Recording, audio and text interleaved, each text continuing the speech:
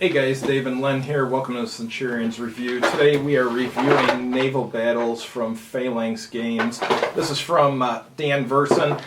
The game it reminds me of is Avalon Hill Naval Wars. The only thing that was wrong with Avalon Hill Naval Wars is that your side could have ships from multiple nationalities, so you could have both Japanese and American ships on the same side, which was absurd. But Naval War itself was one of the most fun card games I ever played. This game here, it's fun too, and the one advantage it has over Naval Wars is that you can only use ships from one nationality on your side.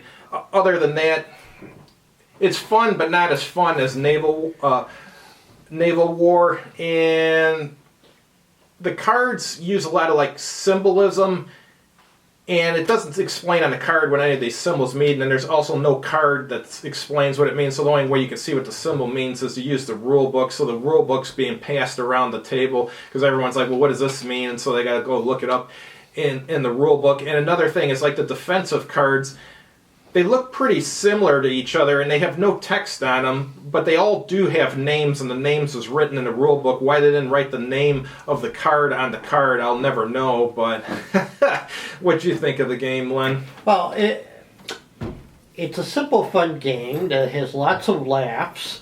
But if you're into serious study of naval warfare, you'll go elsewhere. You know, you might play the Fletcher Pratt naval games and ruin your knees, or try the Avalon Press naval games. But you know, they're more realistic. But You mean Avalanche Press? Avalanche Press. Yeah. But this is like a cute. If they had wrote on the cards what they meant, I think the learning curve would be much quicker. Because I think, well, nowadays, I'm figuring about 5-6 turns before you really get down tight. And since it's a card game, why did it include cards that have like the sequence of play written on one side and what all the symbols mean on the other side or something, and have one for each player? Because it's a 2 to 6 player game, and let's say you're playing a 6-player game, since that all the information you need is written in the rule book. I mean, everyone's going to be fighting over the same rule book. That's a lot of people needing to look at the same book when they're first learning how to play. But overall, I think the game's good. It could have been better, but it's good, just not as fun as Naval War, but it still is fun. You got anything else to add? No, that's about it. Yep.